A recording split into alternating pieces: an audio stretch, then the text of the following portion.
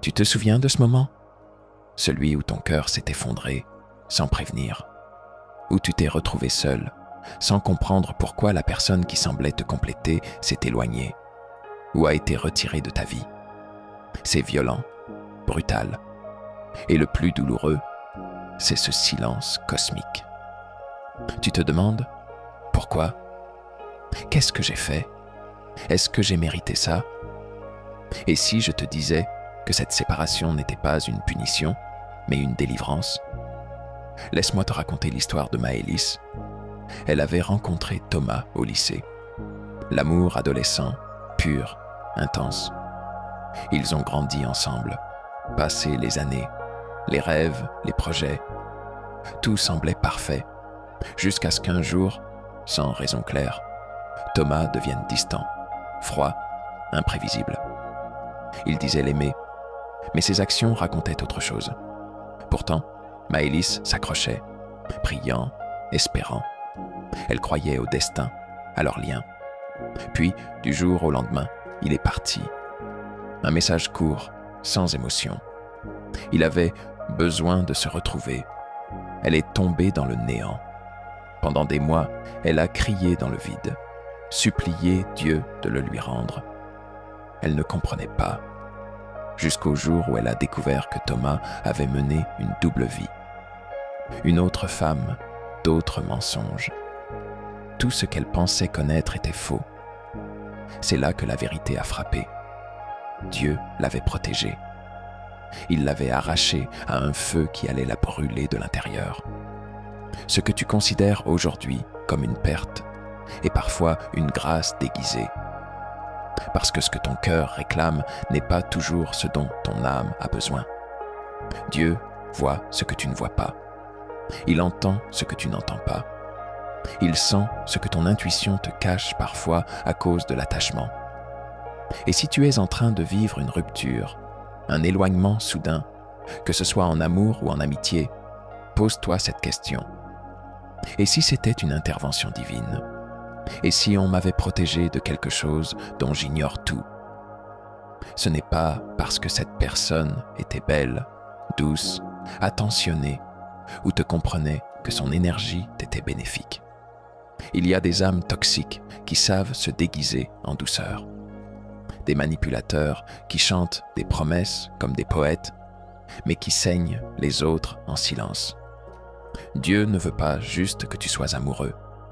Il veut que tu sois en paix, que tu sois aligné, que tu vives une relation qui élève ton âme et non qui l'épuise. Tu l'as sûrement déjà vécu. Cette sensation étrange que tout est parfait en apparence. La complicité, les fous rires, les moments tendres. À l'extérieur, tout semble harmonieux. Mais à l'intérieur, il y a un malaise, un vide que tu n'arrives pas à expliquer. Tu te dis que c'est dans ta tête, que tu exagères, que tu ne veux pas saboter une belle histoire. Et pourtant, cette voix intérieure persiste. L'histoire d'Adam en est le reflet. Il avait rencontré Elisa dans une conférence professionnelle. Brillante, charismatique, magnétique. Très vite, ils sont devenus inséparables. Elle savait le valoriser, le faire rire, stimuler son ambition. Ses amis lui disaient « Frérot, garde-la, c'est une perle ». Et il les croyait. D'ailleurs, il voulait y croire, sincèrement. Mais derrière cette façade lumineuse, Elisa cachait un autre visage. Elle était dans un jeu de contrôle permanent. Elle alternait chaleur et froideur, don et punition. Un jour, elle lui écrivait des lettres d'amour passionnées, et le lendemain, elle disparaissait pendant des jours sans répondre. Adam se sentait constamment en insécurité, mais il rationalisait. Elle est occupée, elle a vécu des blessures. Il excusait, il pardonnait, il espérait, mais Dieu, lui, voyait plus loin. Un soir, en prière, Adam a tout simplement lâché prise. Il n'a pas demandé à la garder ni à la récupérer. Il a simplement dit « Si elle n'est pas pour moi, retire-la, même si ça me fait mal. » Et quelques jours plus tard, Elisa est partie. définitivement, sans explication. Juste un « je ne ressens plus rien ». La douleur était immense, mais derrière, il y avait une paix étrange, comme si son âme savait que quelque chose de sombre venait d'être évacué. Des mois plus tard, il apprendra par un proche qu'elle entretenait plusieurs relations floues à côté, qu'elle usait des autres pour combler ses propres vides. Ce qu'il pensait être de l'amour était en réalité une stratégie de contrôle émotionnel. Ce n'était pas de la passion, c'était du poison déguisé. Tu vois, ce que tes yeux voient est limité. Ce que ton cœur ressent est souvent biaisé par le besoin d'être aimé, reconnu, rassuré. Mais Dieu, lui, perçoit les intentions cachées. Il ne regarde pas la beauté du regard, mais la pureté de l'âme. Et parfois, pour te sauver, il t'arrache à une illusion, même si elle est agréable. Alors, ne pleure pas ce que tu as perdu. Pleure plutôt ce que tu aurais pu devenir si tu étais resté dans cette relation. Pleure la version de toi que tu aurais sacrifiée, juste pour garder l'autre heureux. Pleure la liberté que tu aurais troquée contre des miettes d'attention. Quand Dieu te retire quelqu'un, ce n'est pas une punition, c'est un acte d'amour. Un amour sévère, peut-être. Un amour silencieux, sûrement. Mais un amour vrai, protecteur, omniscient. Tu n'es pas abandonné, tu es réorienté. Et un jour, tu comprendras que ce départ était en réalité ton salut. Il y a des coups du sort qui te brisent. Et puis, il y a ceux qui, au lieu de te briser, te réveillent. Pas d'un coup, pas en un jour, mais petit à petit, comme une lumière douce qui perce à travers les fissures. La rupture, la perte, l'éloignement, ce n'est pas juste une fin, c'est souvent une transition, une naissance déguisée. Laisse-moi te parler de Sarah. À 28 ans, elle pensait avoir trouvé l'homme de sa vie, Julien, un artiste rêveur, passionné, qui l'écoutait parler des heures, la regardait comme si elle était la seule femme sur Terre. Ils avaient emménagé ensemble, partagé leurs projets, imaginé des enfants, des voyages, une maison dans les collines. Sarah se sentait vue, aimée, choisie. Elle avait mis son cœur, son énergie, sa foi dans cette relation. Mais au fil des mois, Julien a commencé à changer. Il ne criait pas, ne trahissait pas, ne frappait pas. Non, il disparaissait émotionnellement. Il devenait distant, éteint. Il ne parlait plus de l'avenir. Il restait vague. Et quand elle posait des questions, il répondait avec des silences. Jusqu'au jour où il lui a simplement dit « Je ne suis plus sûr. Je crois que je veux autre chose. » Fin d'une histoire. Début d'un gouffre. Sarah a sombré. Elle a perdu du poids, quitté son travail, évité ses amis. Elle se sentait vide, comme si on lui avait arraché un organe. Mais ce qu'elle ne savait pas encore, c'est que cette perte allait devenir le terreau de sa reconstruction. Un soir, elle s'est retrouvée dans une salle de méditation, presque par accident. Ce soir-là, elle n'a pas parlé de Julien. Elle n'a pas pleuré. Elle a juste respiré, pour la première fois depuis longtemps. Et c'est à partir de ce souffle qu'elle a commencé à renaître. Elle a repris ses passions, la peinture qu'elle avait abandonnée, la randonnée, la lecture. Elle s'est reconnectée à elle-même, à sa lumière, à sa force. Chaque jour était une bataille, mais chaque jour lui prouvait qu'elle pouvait vivre sans lui. Mieux, qu'elle pouvait s'épanouir sans lui. 1 an plus tard, elle était une autre femme. Pas plus dure, mais plus consciente. Pas plus fermée, mais plus lucide. Elle disait « Ce que j'ai perdu était réel. Mais ce que j'ai gagné l'est encore plus. » Tu vois, Dieu utilise parfois la perte comme levier. Il ne veut pas te détruire. Il veut t'enseigner, te fortifier, te faire découvrir des facettes de toi que tu ignorais. Cette rupture que tu maudis aujourd'hui peut être la clé d'une version plus élevée de toi-même. Dieu ne te laisse jamais dans la douleur sans y cacher une révélation. Il veut que tu deviennes, que tu transcendes, que tu comprennes que tu n'étais pas né pour dépendre de quelqu'un, mais pour exister dans ta pleine souveraineté. Et ce que tu vis là, cette déchirure, c'est peut-être l'outil qu'il utilise pour t'amener à cette puissance intérieure. Rappelle-toi, la chenille croit que tout est fini quand elle entre dans le cocon. Elle ne sait pas encore qu'elle est sur le point de devenir papillon. Toi aussi. Tu es peut-être au cœur du chaos, mais c'est dans ce chaos que Dieu façonne ton envol. Il arrive un moment où la douleur cesse d'être simplement une épreuve et devient une révélation. C'est un instant suspendu où tu prends une grande respiration et tu vois tout sous un autre angle. Tu comprends enfin pourquoi cette personne, cette relation, cette situation était destinée à finir. Ce n'était pas une fin, mais un commencement. Ce moment de clarté, c'est ce que l'on appelle une révélation divine. Mais avant d'y arriver, il te faut accepter une chose. Souvent, cette révélation vient quand tu es prêt à la recevoir, pas avant. Tant que tu cherches à forcer les choses, à t'accrocher à ce qui est parti, tu restes dans la souffrance.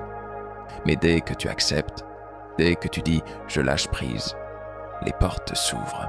Regarde l'histoire de Clara. Clara avait été en couple pendant 5 ans avec Romain. Ils s'étaient rencontrés à l'université et au début, tout était magique. Ils avaient les mêmes passions, les mêmes projets. Ils rêvaient ensemble. Mais au fil du temps, les choses ont changé. Romain est devenu de plus en plus centré sur lui-même, son travail, ses ambitions. Clara, elle, avait besoin de plus de connexion, plus d'engagement, plus de partage. Mais tout ce qu'elle recevait, c'était des bribes d'attention et des excuses. Il ne comprenait pas pourquoi elle se sentait frustrée. Elle lui parlait de ses besoins, mais il restait dans le déni. Puis, un jour, elle a compris que la relation ne faisait plus sens. Elle n'était pas mieux avec lui, elle était plus petite. La version d'elle-même qu'elle était devenue ne lui plaisait plus. C'est alors qu'elle a décidé de partir. Pas par colère, ni par ressentiment, mais par respect pour elle-même. Elle savait au fond qu'elle devait avancer seule pour se retrouver. Les premiers mois ont été durs, comme une mer agitée. Mais, petit à petit, Clara a commencé à comprendre pourquoi Dieu l'avait retirée de cette relation. Elle s'est reconnectée avec ses passions oubliées, a lancé une carrière de photographe qu'elle rêvait de démarrer depuis des années, a voyagé seule, a redécouvert la beauté de sa propre compagnie. Et c'est lors d'un de ces voyages, dans un petit café à Paris, qu'elle a rencontré Nicolas, un homme qui, en un regard, lui a montré qu'il était là pour l'aimer d'une manière différente, plus saine, plus profonde. Mais ce n'était pas juste la rencontre de Nicolas qui était importante. C'était le chemin qu'elle avait dû parcourir pour se préparer à cet amour-là. La séparation avec Romain avait été nécessaire pour qu'elle apprenne à s'aimer elle-même d'abord. Clara, aujourd'hui, comprend que Dieu l'a séparée de Romain pour lui éviter une vie dans l'ombre de quelqu'un qui ne la voyait pas dans sa grandeur. Cette révélation, elle l'a vécue au fil du temps. Elle n'est pas arrivée du jour au lendemain, mais chaque jour, chaque souffrance l'a rapprochée de cette prise de conscience. Tu vois, Dieu n'agit pas seulement dans les grandes étapes. Parfois, c'est dans l'intimité de ton cœur que la véritable révélation s'accomplit. Il attend que tu sois prêt à voir la vérité en face. Et une fois que tu la vois, tu comprends que tout, absolument tout, était destiné. Même la séparation, même la douleur, même la solitude. Chaque étape t'a préparé à l'instant où tu es aujourd'hui. Tu n'as peut-être pas encore cette révélation. Peut-être que tu es dans cette période floue où tu cherches encore des réponses. Mais garde foi.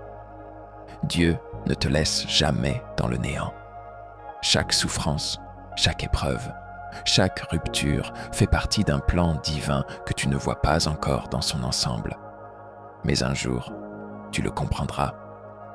Et ce jour-là, tu verras que chaque pas que tu as fait, chaque larme que tu as versée, était nécessaire pour te faire grandir.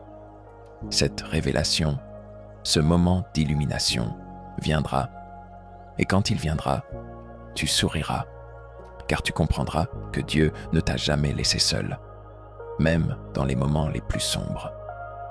Il y a une beauté silencieuse qui naît après le chaos.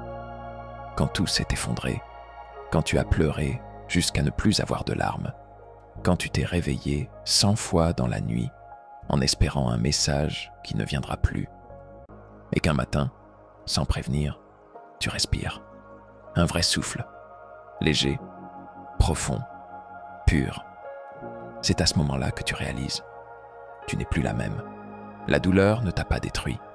Elle t'a façonné. Elle a brûlé ce que tu croyais être pour révéler qui tu es vraiment.